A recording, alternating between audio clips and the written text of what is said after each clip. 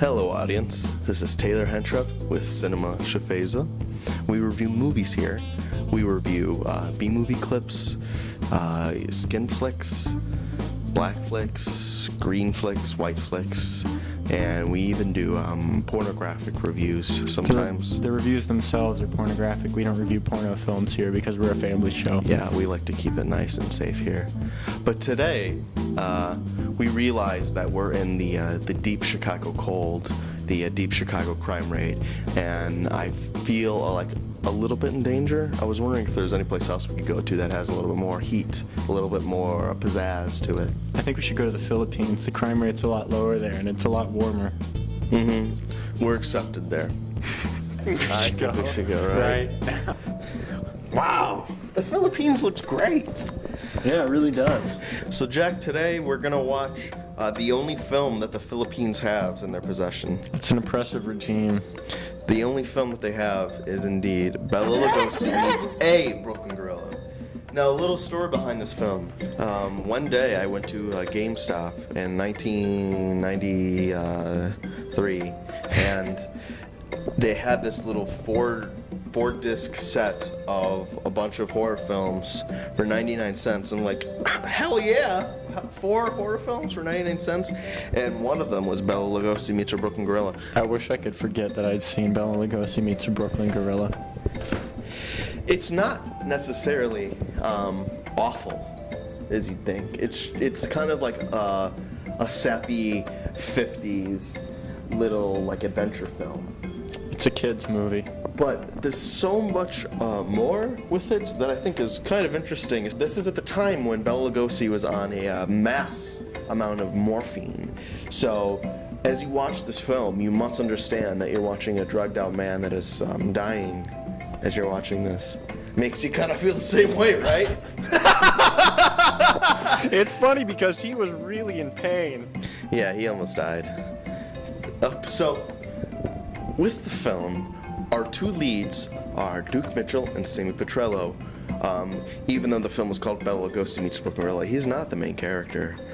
Duke Mitchell and Sammy Petrello are two little, good old Brooklyn boys from the side of Brooklyn, New Jersey, and they stumble out of a plane in the middle of Hawaii, and they land on the ground from thousands of feet in the air, and they survive.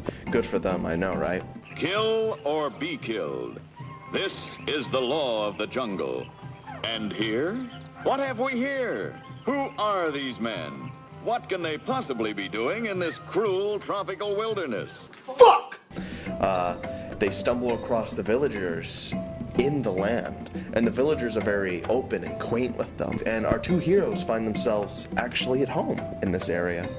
Well, that is until they tell Sammy Petrello he's going to have to marry a fat girl because this movie hates fat women. Come dance. Left your motor running, kid. I don't want to dance with you. Leave go of the arm, will you? You're breaking the whole arm. Will you let go of the arm already? Saloma. Leave go of me. Don't get physical. Like that, leave go. Our two leads, Sammy Petrello and Duke Mitchell. Sammy Petrello is the most annoying man on the planet, actually. His entire career lives off of being a Jerry Lewis impersonator. He based an entire lifestyle off of being a comedian that I don't even really like to begin with. I feel that his performance is based off of Jim Carrey's most annoying sound in the world thing from the 1994 hit classic Dumb and Dumber. So our two heroes learn about the presence of a scientist in the forest, and even though they almost feel at home, they feel like they need to be in the presence of actual civilization, like Western civilization. An American. So they go, even though Bela Lugosi is the farthest thing from an American, but they go to this giant mansion in the middle of the forest. They knock on the door, and who opens up? A sick, dying man who doesn't want to be in a film. I remember there's a scene where when our two leads are spending the night at his mansion, there's a scene when they try and sneak past him, but he's sleeping each time. Do you think they actually let him go to sleep in that scene because it was easier for him? I don't think that was acting. I don't know if he was even asleep. I'm sure it was probably just the morphine in the system.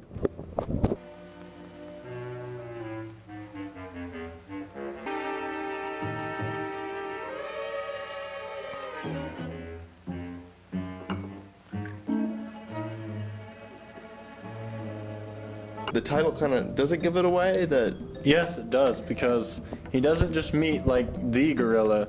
He meets a Brooklyn gorilla, and the key word here is Brooklyn. So we know that one of these two fine fellows, that's our lead actors, Sammy Petrillo and Dean Martin. It's Duke Mitchell, but it's essentially the same guy, because once again, Duke Mitchell made his entire career off of being a literal Dean Martin lookalike, even though he actually made films. Duke Mitchell, director of Gone with the Pope. People of the United States, judges, cops, all the law, I got something for you. Take this and stick it up in your mother's...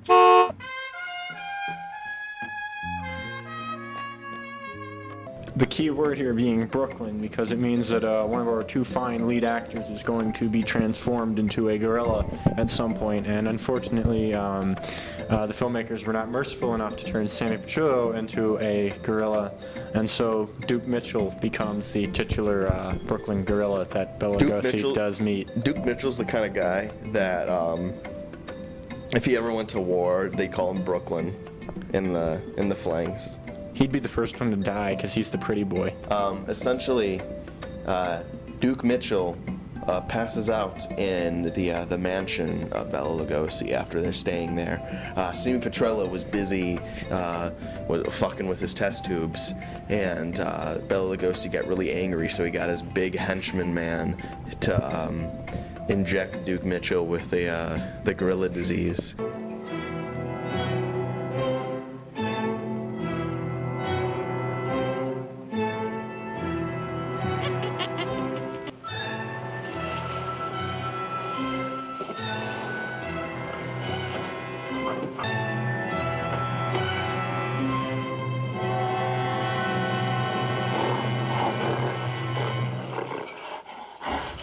Oh shit. God damn it. Look. Oh, God. Oh fuck. Are you okay? You're okay. What kind of costume would you say the gorilla suit looks like? It's kind of like something from, like, not the Twilight Zone, but something similar, cheap like that? It looks like the King Kong suit from King Kong vs. Godzilla if they had even less money. It doesn't look like a gorilla in the slightest bit. He looks like a linebacker. Yeah, he looks like a man thing. Oh, they have the same names in the film, by the way. I forgot to mention. They're both named Sammy and Dookie. So it's funny because you see his performance is Dookie.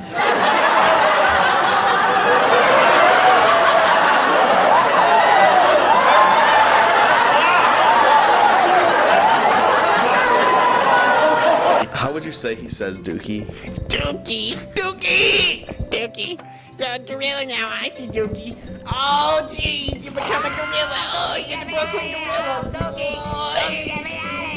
That's the whole movie. And then Jerry Lewis sues him. Jerry Lewis did in fact sue the two over the production of this film, which is poetic justice, I feel. Did he actually sue them over this film? He threatened to sue them and then he sued them.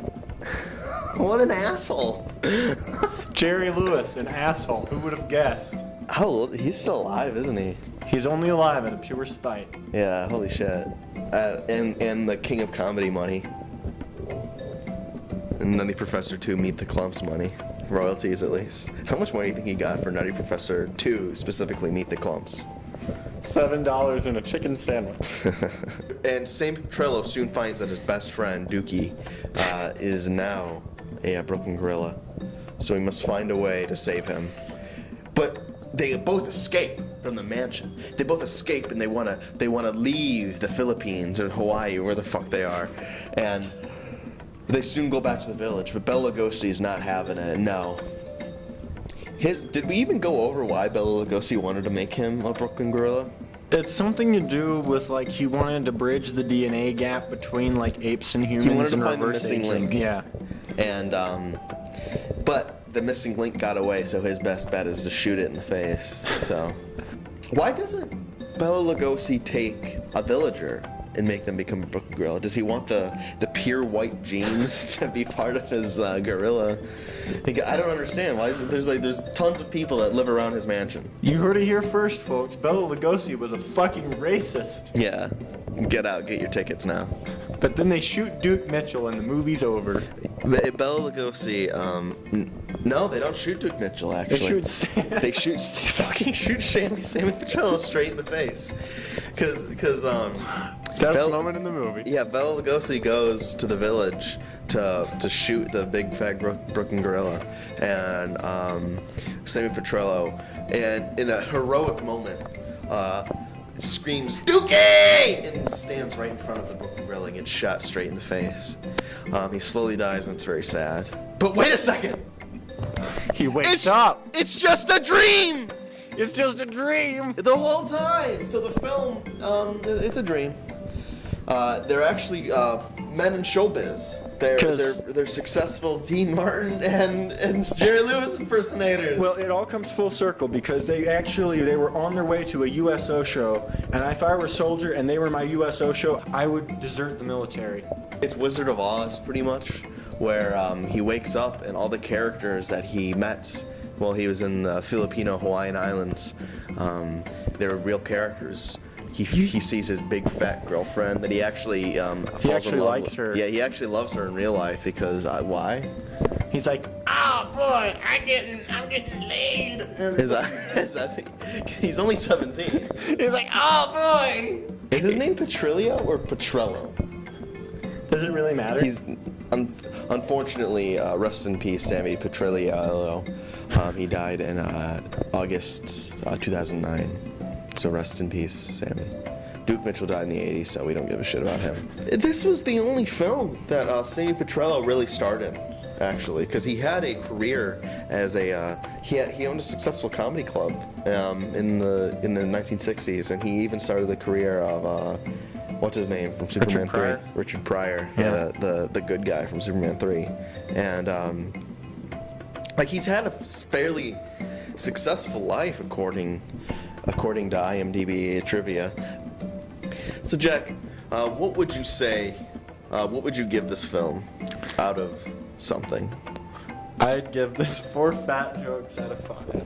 Yeah, I'm not going to rate this because, you know, we don't need to rate these movies because it's up to you whether or not you find any of this enjoyable, whether you find Bela Lugosi if you think of the name Bela Lugosi meets a Brooklyn Gorilla, it's exactly what you think it's going to be. It's not anything special in the way. It's not groundbreaking. It's not the biggest piece of shit I've ever seen in my life. It's Bela Lugosi meets a Brooklyn Gorilla.